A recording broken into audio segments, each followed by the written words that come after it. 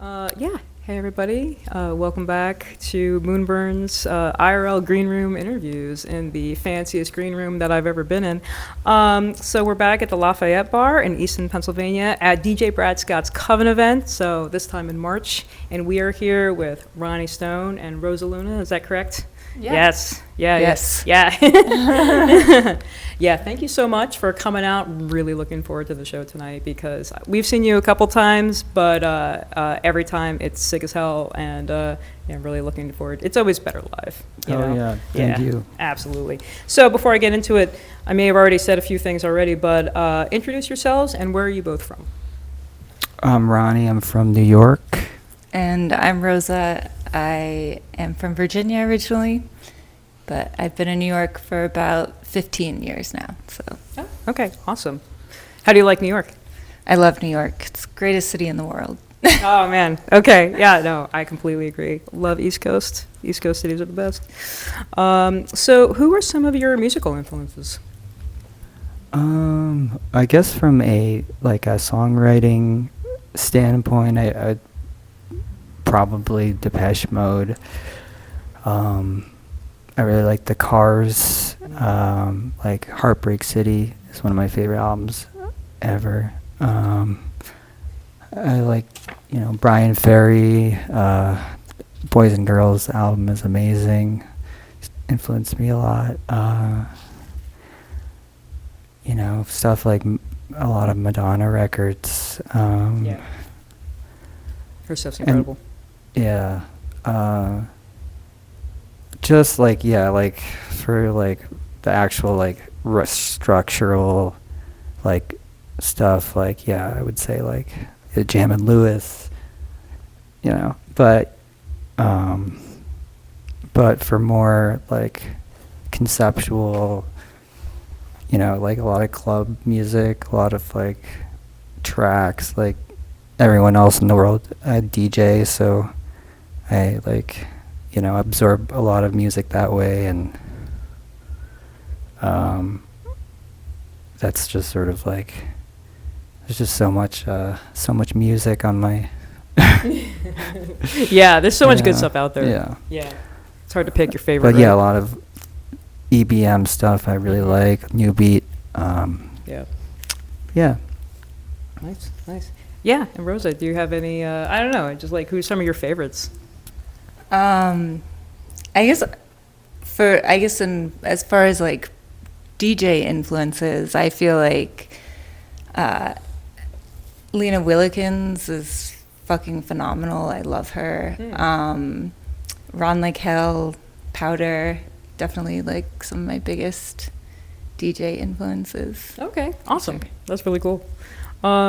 So, I mean, as you know, somebody who listens to a ton of music, that there's a lot of bands that play a lot of 80s influence stuff, current new bands that have that great 80s sound, but I don't know, your stuff sounds more authentic somehow. So how do you get that really spot on sound? Do you have any vintage synthesizers that you use or anything? I guess it probably is mostly the sounds I'm using. So I use a lot of just Corrigan 1 is a big thing that I just can't stop. It's just very easy to dial in. A lot of belly kind of tones, and just there's a lot of patches that I use for melodic lines, and that really gives it. I get a lot of I don't know, just a lot of, it's basically on all the tracks I do. And then I use the Juno 106 like crazy. I have ESQ1, which is an Ensoniq that I use. This Russian Soviet area synth, a Polyvox that I'll use sometimes too. But yeah, I don't know. I think it's also that I kind of old school stuff, or so maybe that helps too. But yeah. Yeah, no, I think that all makes sense if you can kind of just use what people were using back then, then that's how you kind of I don't know. Yeah, between that and your voice, you know what I mean? I feel like it's just like, this doesn't sound like a recreation. It sounds like an actual album that I just missed, you know, from the 80s. Yeah. So that's what I get from it. I definitely don't try to, I mean, I like want it to be modern, I guess. Like I'm influenced by a lot of that stuff, but I think just like I definitely like gravitate towards like old school, like, you know, pop song structures and stuff like that. Yeah. Right. That totally makes sense. So switching to the visuals, actually, I love the lo-fi look of all of the videos. So yeah, tell me a little bit about the process. Are you using old hardware, and how do you pick the locations? Yeah, we shoot everything on a Panasonic VHS camcorder. Yes. Using VHS tapes. Wow. Yeah. Where do you find those? When we started out, we would actually just go to a thrift store and buy the tapes, and you can like put a piece of masking tape or scotch tape over this little hole, and then you can dub over it. Sort of. Oh my gosh! Yeah. Wow. But we realized, or I realized, just sort of through trial and error, that if the tape has been watched like 100 times or 1,000 times, then it kind of starts to stretch out. There's a lot of noise, and you know, and there's already so much noise to begin with using equipment that old. Yeah. So now I either, if I'm going to a thrift store, then I look for unopened, brand new VHS, and eBay also is a great. eBay, I gotcha. Oh man, wow. Yeah, and it looks like, do you mostly shoot in New York? I think maybe, I'm trying to think, one of your other videos looked like it was out in the desert too, so I'm guessing that's not New York. Yeah, well, after we kind of try to just shoot wherever we can find really good locations. So in New York, it's a lot of like, you know, looking, doing research as to like, you know, zoning for just industrial areas, and going and looking and seeing the places we can find that fit the aesthetic. And then we also, whenever we're on tour, we try to take the equipment with us so that we can take advantage of being in all these really cool locations. So and Ride Again, part of that was filmed in Joshua Tree. Okay. Yeah, I had a feeling, but because it was like, oh, that looks out west. So yeah, that totally makes sense.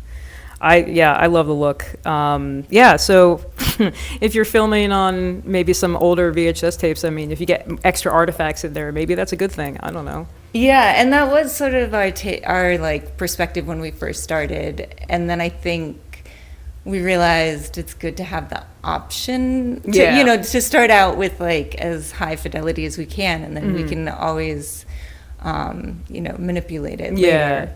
Right. Whereas like if it's fucked up initially. Exactly. You're starting at a lower baseline. Yeah, totally. No, I like the camera that we do use though there's something very special about that model that because we've like burned through like 4 of them already. Like wow. Jeez. And then I found out like there's like a year that where it's like a lot more reliable. So I'm not gonna say like what camera it is in case we need to like buy more of them. Don't give away the secret. Yeah. We don't want the prices to be run up. But those old vintage Japanese cameras, I imagine. Yeah, they were built well back then. Yeah. Sort of. Well, or maybe they weren't. I don't know. I guess it depends on the year, right? Yeah. That's funny. Yeah. Oh man. So getting back to the music part, so what's your favorite part about playing live, and do you have any favorite clubs or cities that you liked playing? I guess like what I really like about I guess playing live lately is just the ability to kind of like try new material out and like test it out on people and kind of like see how people react, and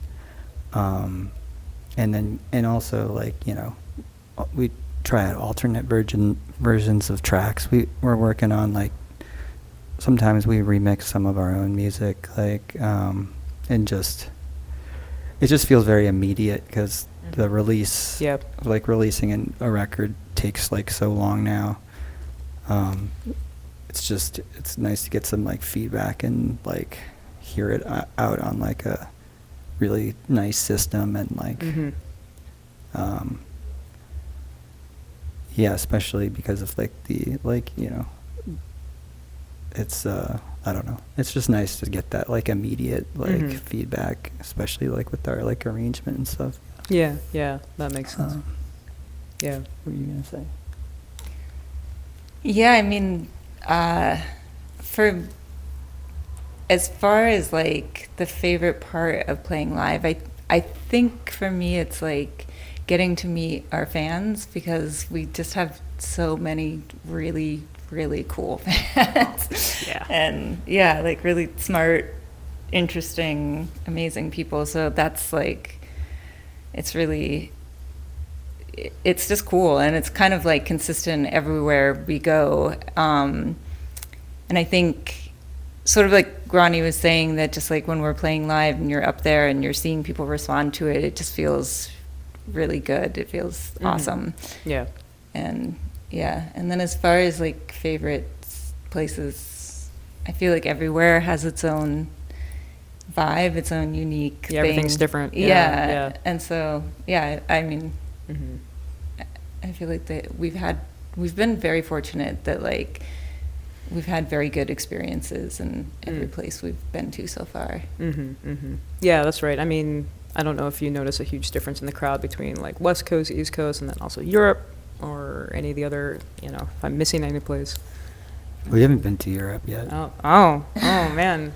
I'm sure it's going to happen real soon. I feel like the one big thing that I noticed from like small towns or like smaller cities versus like bigger cities is like, I feel like people are much more willing to like dance sometimes in like smaller cities, which, you know, like I think maybe like New York, LA, like, not that people don't dance, they do, but I don't know, there's like, people are just like a little more willing to let go. Yeah, they might be a little less self-conscious maybe in these smaller clubs. Also, there might be more literal space in these smaller cities. And it maybe part of that is that it's like a tighter community. Everyone knows each other. It's easier to dance when you're like with your buds. Yeah, exactly. Yeah, because every time I go to New York City, I know like maybe a few people. Like I'll hook up with like a couple of friends, but yeah, most of the people I'm not super familiar with, because it's not my city. But like if I'm from a small town and I see like all my buds out there and we're all having the shared experience with an amazing band like you guys, like how do you not lose your shit? Like it's it's a lot of fun for sure. Yeah. And I definitely think West Coast crowds, I don't know, I haven't experienced too much of it yet, but yeah, it's like a little different, I imagine. So yeah.